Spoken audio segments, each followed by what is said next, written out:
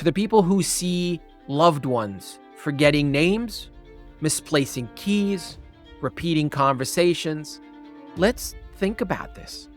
There is hope. You can act immediately. Alzheimer's need not to be the inevitable outcome of aging. It is in many cases the preventable results of decade-long metabolic disruption. Welcome to our new episode of The Virtual Psychiatrist Unmuted.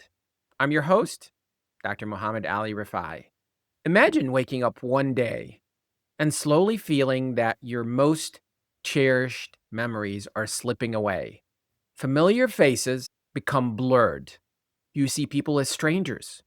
Words that once came effortlessly now hover just beyond your grasp. Let's talk about this. It's memory loss, and we call it Alzheimer's disease.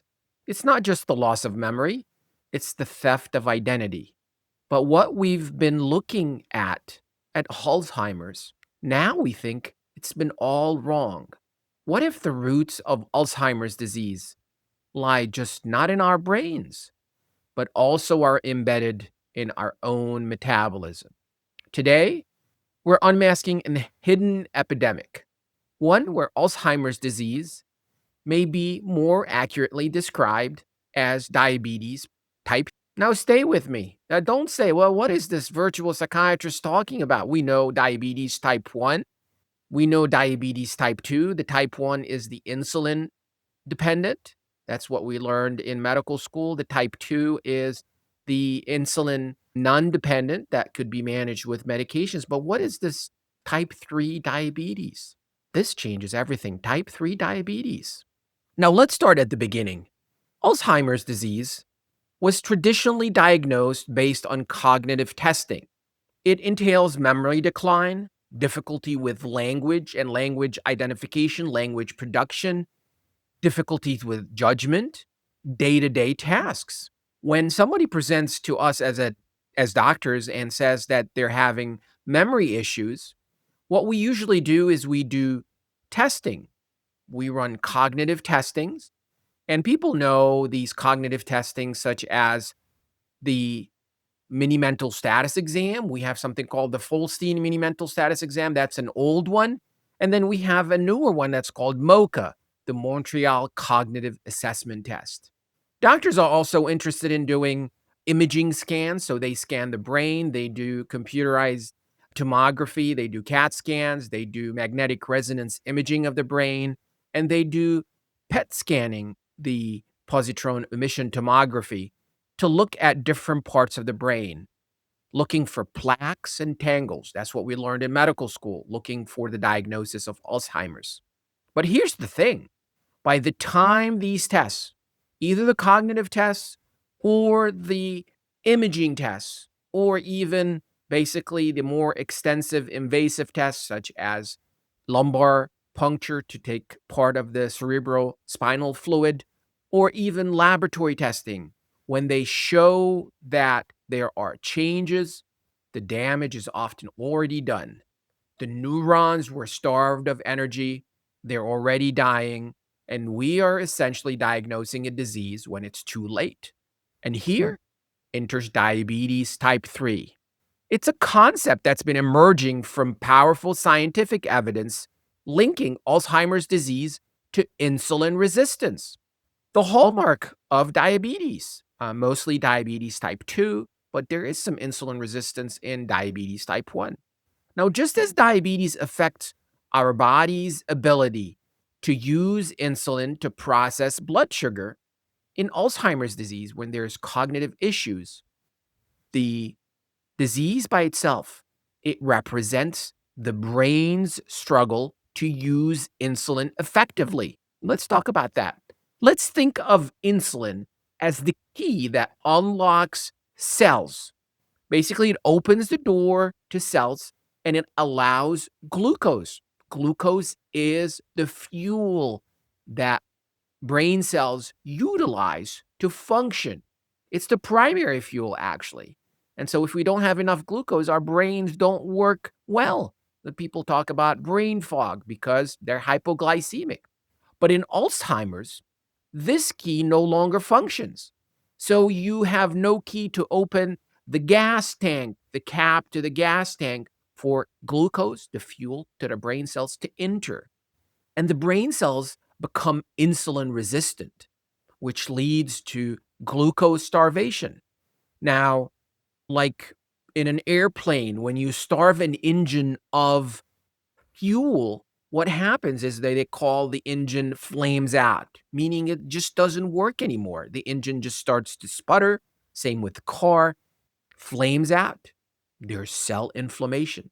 The cells are not working well until basically the engine stops working. And that's ultimately neuronal death. Engines are not working. There's no glucose. The cells die. And that's when you develop Alzheimer's. Now, I remember vividly in my early days studying in medical school as well as doing research that insulin receptors densely populated certain areas of the brain as opposed to other areas. But the hippocampus, which is a large area in the brain, that is the heart of the memory center. That is the memory center. That's the central kind of unit where we save our memories. And that region is the first to be deprived of glucose in Alzheimer's disease, which might explain to us why the first steps of Alzheimer's disease is forgetfulness. That repository of memories stops working because these insulin receptors that sustain our memory, that keeps that memory cell working and is fueled by glucose, and that process that protects neurons in the hippocampus and nurture our cognitive function, they're not getting fuel. And that malfunction can basically happen early, and we start having memory issues. And this is eerily similar to what happens in diabetes. Basically, there's less insulin, and then cells become resistant to insulin. Now, let's deepen this connection even further. Many Alzheimer's patients also have underlying conditions like obesity, cardiovascular disease, liver steatosis, like fatty liver. And yes, they also have diabetes, mostly type 2, but sometimes they have type 1. These conditions are not coincidences. They're clues. They're powerful indicators. Brain and body are profoundly interconnected. Peripheral insulin resistance that's caused by poor lifestyle choices. It's also caused by genetics. It's also caused by age. All sends a dangerous message to the brain. Adapt or suffer. And basically what happens is the brain decides to adapt and it shuts down insulin signaling to its own tissues. And that, my friends, that's how the beginning of cognitive declines happens. The hippocampus is starved of glucose. We don't remember things. And neuronal death starts happening in different parts of the brain. Now, when insulin resistance takes hold of the brain, it sets off a cascade of destruction. And what you get is what we call the increase in the beta amyloid aggregation, which is a toxic byproduct protein that clumps into plaques. And that's how we see it, plaques and tangles. That's the typical description of cells of the brain in Alzheimer's disease. You get the tau protein, that's TAU protein, abnormalities that twist into tangles, choking neurons, choking communication between neurons.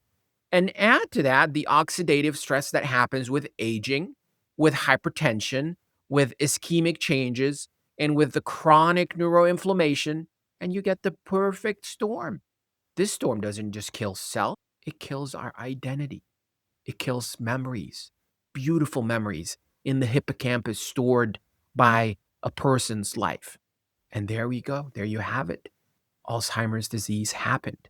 And in this figure that we're going to show on the screen, that just kind of explains what happened. That perfect storm, how it happens, how these things are married together. Brain and endocrine condition, and how that's the perfect storm for Alzheimer's disease to develop. Now, this internal storm affects everything. from judgment to reasoning to orientation and to language. And patients aren't just forgetful, they're disoriented. They're confused. They're suspicious. They become disconnected. These are our loved ones that could develop Alzheimer's. This could be us developing Alzheimer's in the future. The patients are physically present but mentally adrift.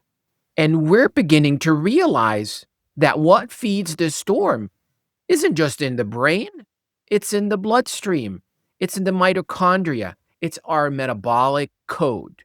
And recent studies have demonstrated that even individuals with type 2 diabetes, now remember, type 2 diabetes is the one that's most common and it's related to insulin resistance also, it raises Alzheimer's disease risk.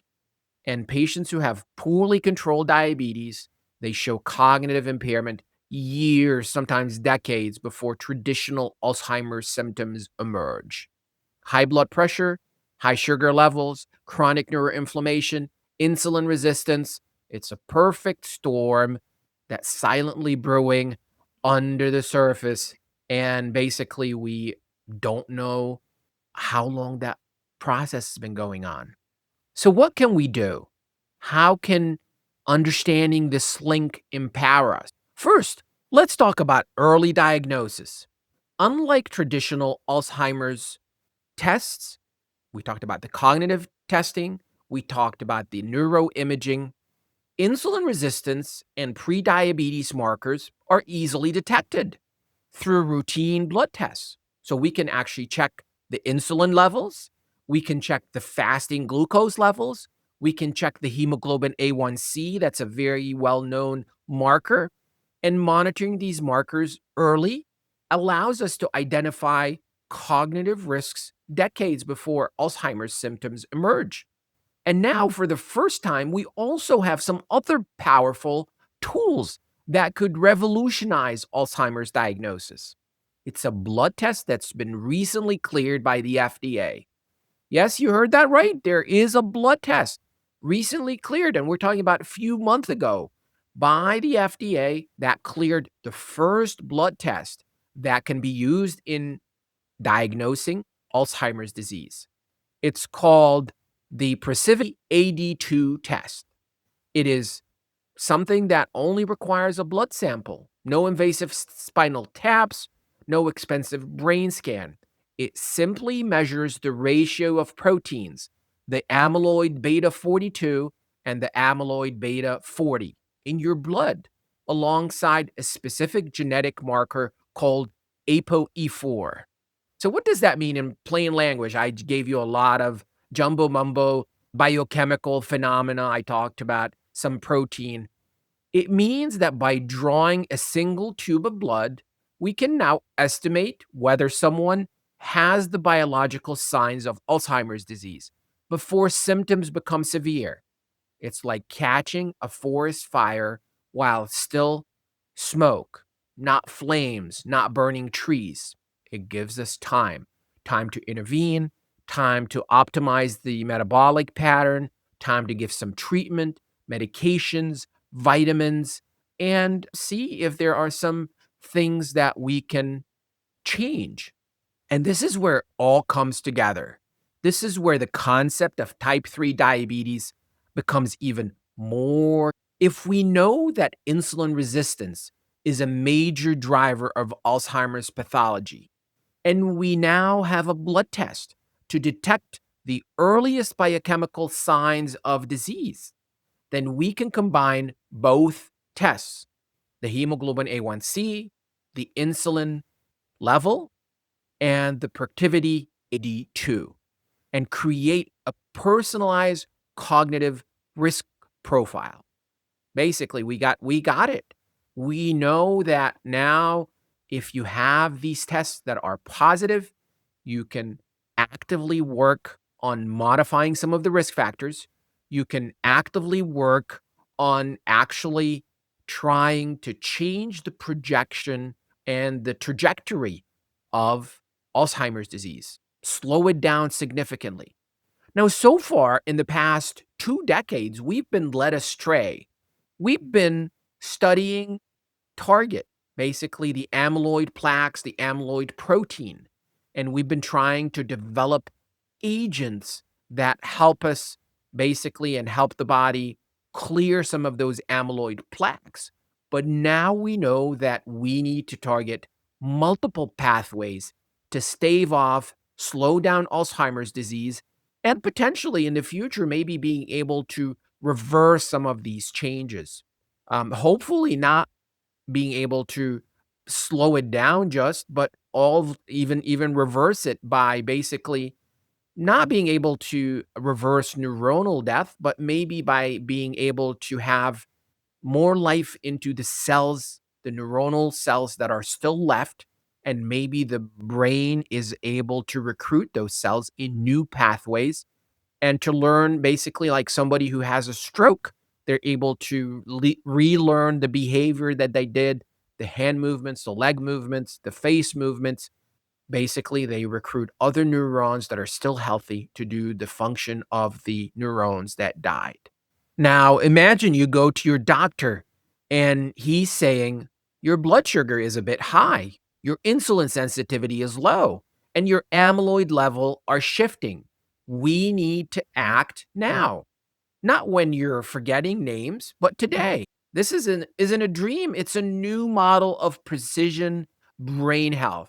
And we in psychiatry are endorsing that because it means catching Alzheimer's disease at its metabolic root, empowering patients with real intervention, not just sympathy, and not talking about the disease after it hit and caused neuronal death. Lifestyle changes can also profoundly influence brain health. Physical exercise, regular movement has unmatched power to enhance insulin sensitivity.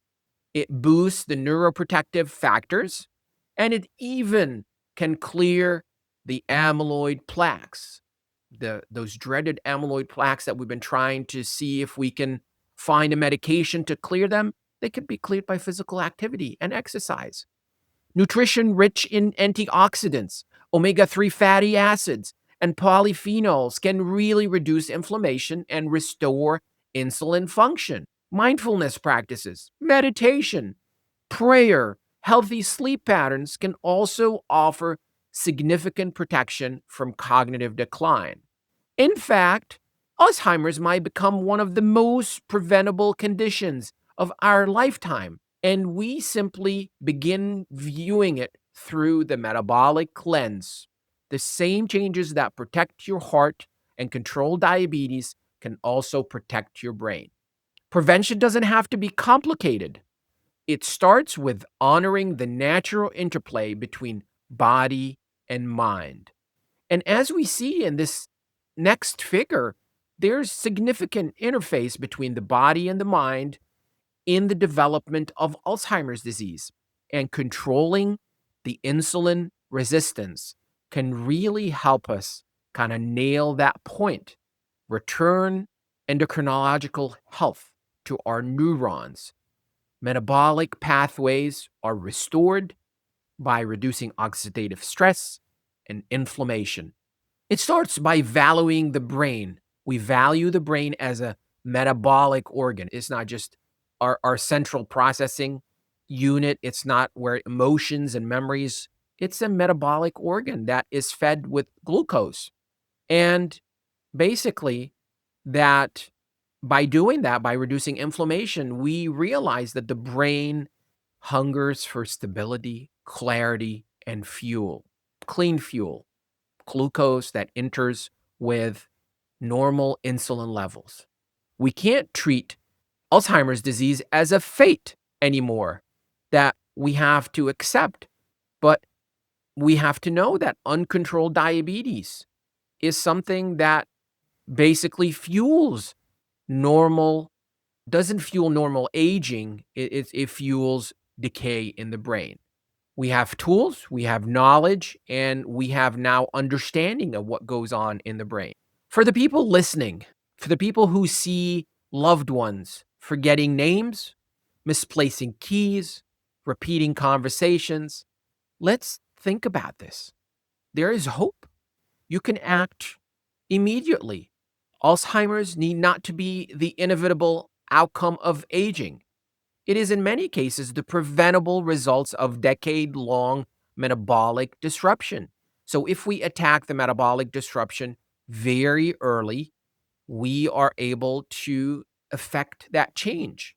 And if yourself are concerned about what's going on in your body, diabetes, high blood pressure, metabolic stress on the brain, don't wait. Ask your doctor not just about your cholesterol, not just about your insulin resistance or your risk of cognitive decline. Demand answers, not only about your heart, but about your mind. Ask for testing of insulin level, cholesterol, maybe even the markers for Alzheimer's. I think we are on the edge of rewriting the story of Alzheimer's disease. In the next few years, we're going to see that Alzheimer's is not just as a tragedy of the mind, but as a condition that's deeply connected with how we live. If we have a high level of metabolic activity and stress and neuroinflammation, we can make significant changes. We can nourish ourselves. It is time to reclaim this narrative and recognize that the true villain behind Alzheimer's is the metabolic changes and confront type 3 diabetes head on. Now, we certainly can also understand the genomic factors. I talked to you about this test, that it tests for genomic factors, the ApoE4. That is also a contributor. And studies that are helping us also understand how that involvement in the development of Alzheimer's disease and how we can best situate ourselves in terms of controlling the metabolic pathway to reduce the risk of development of Alzheimer's in people who have that genomic predisposition.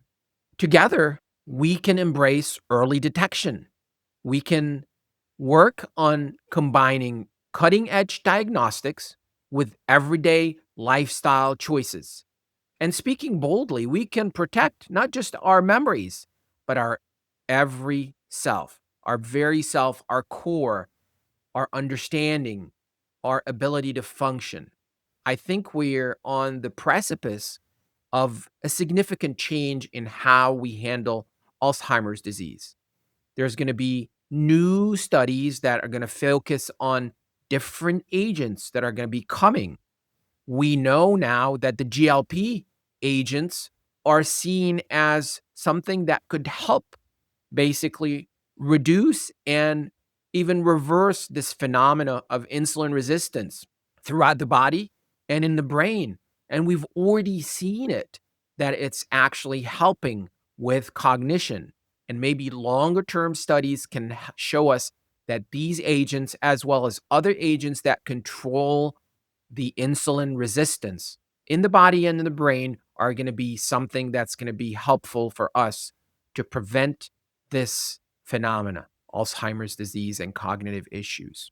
I hope that I instilled some hope in you, because we are on the cutting edge and we are in the precipice of some new findings in the next few years that are going to revolutionize the management of cognitive issues and Alzheimer's disease. But we need to redouble our efforts, talk to our patients, utilize these new diagnostics and these new methodologies to be able to warn our patients of the metabolic risk and of the inflammatory stress, appropriate sleep, appropriate diet, appropriate exercise, meditation.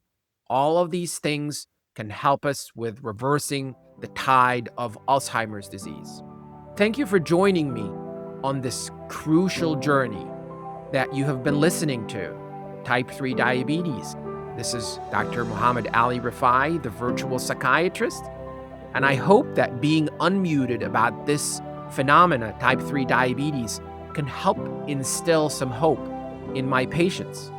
And let's make America healthy again, one mind at a time. Thank you.